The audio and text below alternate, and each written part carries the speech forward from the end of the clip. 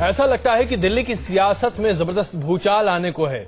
ऐसा लगता है कि दिल्ली के मुख्यमंत्री आज ये महसूस कर रहे हैं वो दर्द जो शायद एक जमाने में दिल्ली की पूर्व मुख्यमंत्री शीला दीक्षित महसूस किया करती थी। यानी कि आज अरविंद केजरीवाल को इस बात का एहसास होता दिखाई दे रहा है कि दिल्ली पुलिस चूंकि दिल्ली सरकार के मातहत काम नहीं करती, इसलिए कई मामलों पर आप दिल्ली पुलिस पर उस तरीके से अपनी बातों को नहीं रख सकते, नहीं करवा सकते जैसा कि दूसरे राज्यों में हुआ करता है। लेकिन जब तक सरकार नहीं बनी थी तब तक अरविंद केजरीवाल और उनके सहयोगियों को ऐसा लगता था कि शीला दीक्षित खुद कुछ काम नहीं करना चाहती और हर चीज के लिए दिल्ली पुलिस को सिर्फ जिम्मेदार ठहराती हुई दिखाई देती हैं।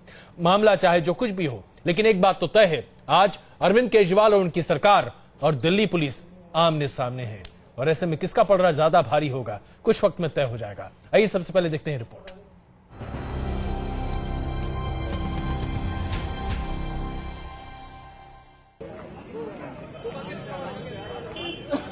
केजरीवाल सरकार बनाम दिल्ली पुलिस।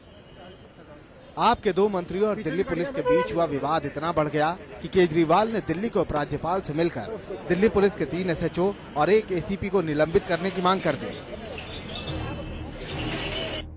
उपराज्यपाल नजीब जंग ने केजरीवाल की दरख्वास्त पर फौरन तो कोई कार्रवाई नहीं की, लेकिन उन्होंने इस मामले की जांच एक रिटायर्ड जज से कराने का आदेश दे दिया।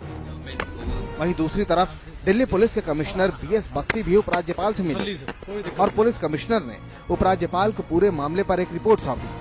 सूत्रों से मिली खबरों के मुताबिक दिल्ली पुलिस ने सोमनाथ भारती पर पुलिस के काम में बाधा डालने के आरोप लगाए। दिल्ली पुलिस और केजरीवाल सरकार दोनों ही इस मामले में पीछे हटने को तैयार नहीं है। इस तनातनी का दूसरा दौर नजर आया केजरीवाल की प्रेस कॉन्फ्रेंस में। केजरीवाल और उनके सहयोगियों ने एक प्रेस कॉन्फ्रेंस की, लेकिन कॉन्फ्रेंस के दौरान जब उनके मंत्रियों पर सवाल उठे तो सिसोदिया भड़क गए और उन्होंने मीडिया को ही नसीहतें दे दी। एक मिनट, मैं एक और रिक्वेस्ट करना चाहता हूं कि देखिए, पुलिस कह रही है कि साहब वारंट के बिना नहीं कर सकते, पुलिस कह रही है कि मीडिया को लेके क्यों गए। मैं आपसे भी रिक्वेस्ट करना चाहता हूं कि आप पुलिस के प्रवक्ता के रूप में बात मत करिए। पुलिस का जो वर्जन है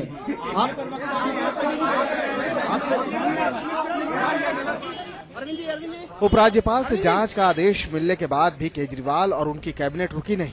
शाम को आम आदमी पार्टी के नेता गृह मंत्री सुशील कुमार शिंदे से मिले। मीटिंग में Delhi police commissioner BS Bakshi भी पहुंचे। इस बैठक के दौरान भी उन्होंने गृह मंत्री से पुलिस वालों को सस्पेंड करने की मांग दोहराई। इसमें जो पुलिस ऑफिसर काम नहीं कर रहे थे, जिन्होंने अपना काम ठीक से नहीं किया, उनको तुरंत सस्पेंड करना चाहिए और उनके खिलाफ में जो इंक्वायरी LG साहब ने ऑर्डर किया वो तो चलती रहे, लेकिन साथ साथ में उनको सस्पेंड करना चाहिए। ये हमने उनसे रिक्वेस्ट किया। मीटिंग के बाद केजरीवाल ने यह भी कहा कि अगर गृह मंत्री ने उनकी मांग नहीं मानी तो वो धरने पर बैठेंगे। जिस तरह केजरीवाल सरकार इस मामले में पुलिस के खिलाफ एक के बाद एक कदम उठा रही है, उससे लग रहा है कि सरकार इस मुद्दे को अपनी प्रतिष्ठा का सवाल बना चुकी है और वो दिल्ली पुलिस को करारा जवाब देना चाहती है। दिल्ली पुलिस और दिल्ली सरकार आमने सामने है। उपराज्यपाल से लेकर गृह मंत्री तक एक दूसरे की शिकायतें हो चुकी हैं, लेकिन ना तो दिल्ली पुलिस और ना ही दिल्ली सरकार झुकने को तैयार है। लिहाजा ये तकरार खत्म होती नजर नहीं आती।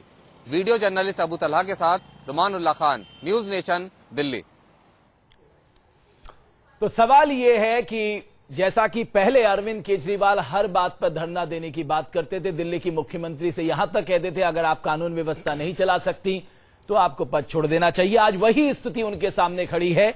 ऐसे में क्या आप सोमवार तक अगर इन पुलिसकर्मियों के खिलाफ कार्रवाई नहीं होती तो नॉर्थ ब्लॉक में जहां की गृह मंत्री बैठते हैं उसके बाहर धरना देगी? अपने आप में एक बड़ा सवाल है। मेरे साथ 3 खास मेहमान जुड़ रहे हैं चर्चा में शामिल होने के लिए। आम आदमी पार्टी से जुड़ेंगे गोपाल राय साहब, मेरे साथ पूर्व पुलिस अधिकारी TR खक्कर साहब जुड़ेंगे और बीजेपी नेता विजेंद्र गुप्ता और कांग्रेस से जुड़ेंगी बरका सिंह जी। लेकिन उससे पहले की चर्चा की शुरुआत करें। दिल्ली के पुलिस कमिश्नर BS बख्शी ने कहा है कि डिपार्टमेंट की तरफ से कार्रवाई जांच के बाद की जाएगी। जो मुझे ज्ञात है कि इसमें शायद ऑलरेडी ऑनरेबल LG ने एक शायद आप लोगों को प्रेस रिलीज दे दिया है, उसकी जानकारी दे दी है